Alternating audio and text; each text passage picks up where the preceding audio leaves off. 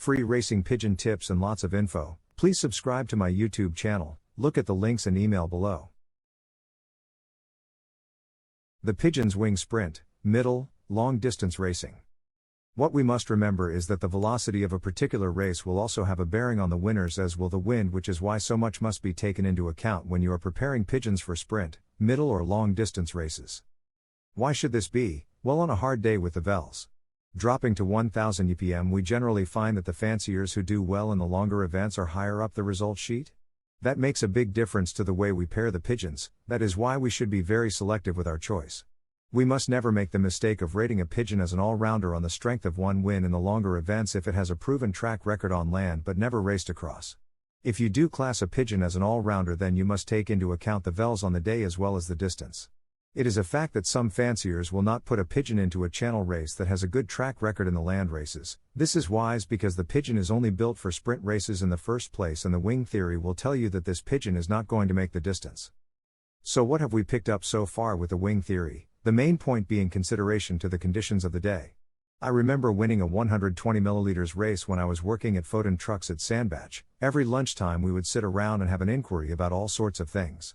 One Monday in the early days I went in as pleased as punch because I had won the race on the Saturday. That was until the late George Stubbs pulled me up saying that you cannot class a pigeon as being good after winning in a tailwind. Which brings us back to the wing theory and which wing suits which distance. Because no matter how much the comment hurt at the time, he was right, and it makes you wonder just how much some of the top fanciers actually know and keep it to themselves. Picture 1. Dark hen, winner of prizes to nearly 500 MLS and has been twice second Nior.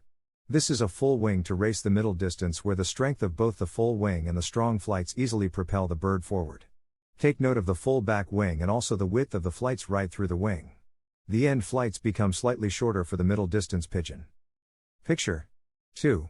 Is a sprint wing, and when the pigeon was tested at 300 MLS he took rather longer to come home and has not seen a channel race since.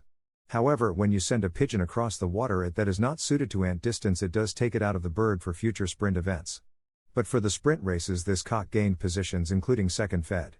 On my travels I have found that this is generally the type of wing that picks up speed. If you look at the wing of the sparrowhawk, you will notice that the back wing is very small and even the primary flights taper off much more quickly than most other members of the bird family. Take note that the primary flights become proportionally longer for the sprint pigeon compared to the middle and long distance birds. Picture 3. This is a wing that will put any bird up amongst the winners up to 400 to 450 MLS, but will hen drop away. This cock has won prizes in club, fed and classic up to 410 MLS. It has a good back wing that is slightly bigger than the out-and-out sprinters and will race in any velocity. Notice the step up from primary 7 to 8 and also the slight gaps between the end 4 flights. This can be found in the sprint and middle distance pigeons. Picture 4. Picture 4. The wing of the out-and-out distance pigeon, which has a complete full back wing to make flight that much easier for the bird to stay in the air for long periods of time. This type of pigeon does not have to put in the same number of wing beats to cover the distance when they have a long journey. If you look at the birds that soar high above in search of food, such as the eagles, vultures, and buzzards etc., they all have big back wings, which effectively keeps their use of energy to a minimum. When you look at the birds that fly long distances in migration, they all have big back wings in comparison to their body. In the pigeon world we have fanciers who have a preference to distance racing and they breed for that purpose, which leads to this type of full wing. Pigeons, like birds that are migrating, know that geologically they have a big task ahead of them with the distance that they have to cover, and therefore they do not put all the energy into the faster wing beat. The problem that the pigeon has with flight is that it is a high cost of energy, which is why the sprinter who puts in the faster wing beats cannot cover the longer distance races.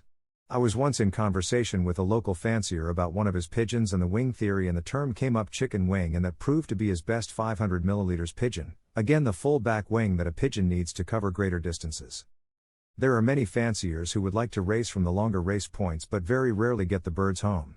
The reason for that is, they are racing their birds in the shorter events and breeding off those that get amongst the prize winners, but for the longer races you have to be more patient if you are going to get into the big league.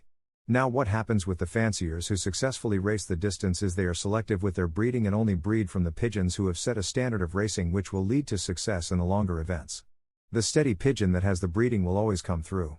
There are odd occasions when the distance pigeon will produce a sprint to middle distance pigeon, and when this arises and you look back through the breeding you will see that this has happened before and therefore a throwback.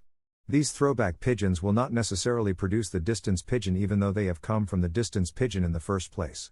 This is where you get the all-distance loft coming into its own. One thing always infuriates me when you go to the pigeon shows and there is a competition on selection of wings for what distance. In the first place, I have no idea who takes the pigeon's picture of the wings, but they should learn how a bird uses its wing before they take the next one, then take the photo and ask the question. Taking a photo of a wing that is being stretched out to put it in its full context is about as useful as a chocolate fireguard in a nursery. If you are going to do it, get it right and there is no danger of misinterpretation. Always remember that at the end of the day the fanciers must know what they are doing or else you will not get anywhere. Knowledge is helpful but not what we need to win the race. What does matter is how you put that knowledge into use. Many reasons to buy my racing pigeon method. Here are some of the best reasons. You will get excellent results. It's a very simple system to use. It's affordable. I have had over 400 first prize winners. It's adaptable to any situation. You can use it with any racing method, natural, widowhood, young birds. It's a very effective method. There is no need to spend a lot of money on fancy pigeon products. It's a reliable system and it is foolproof to use. Professional athletes, race horses, take the same products. There is science behind this, not just hearsay. It is all to do with red blood cells and oxygen in the blood. Without that, a pigeon will not race well, or an athlete will not win a race. If he has low oxygen in his blood, the above is fact and is 100% science. There are a few things you can do to improve your chances of winning at racing pigeons. One of the most important things is to learn as much as you can about the sport.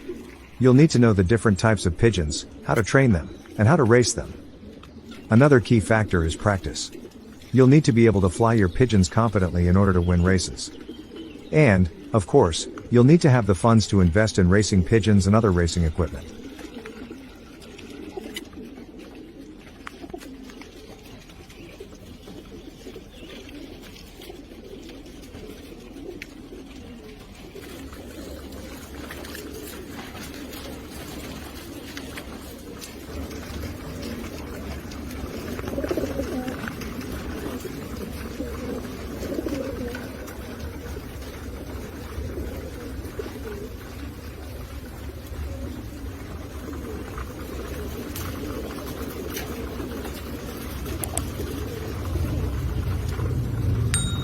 Free racing pigeon tips and lots of info.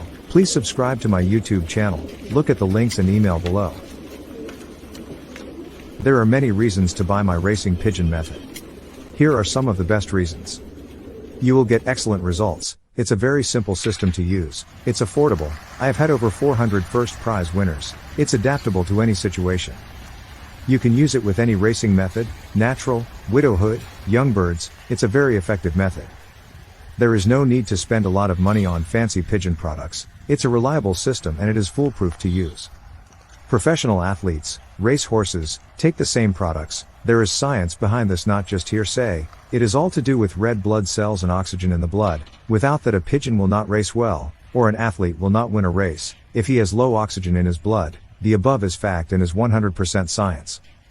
There are a few things you can do to improve your chances of winning at racing pigeons. One of the most important things is to learn as much as you can about the sport.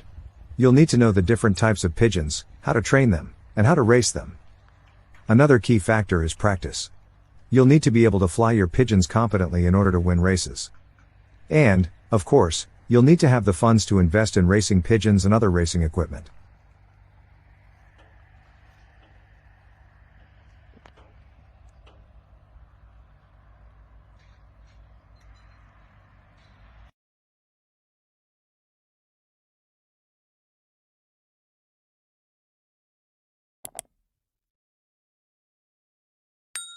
Free racing pigeon tips and lots of info. Please subscribe to my YouTube channel. Look at the links and email below.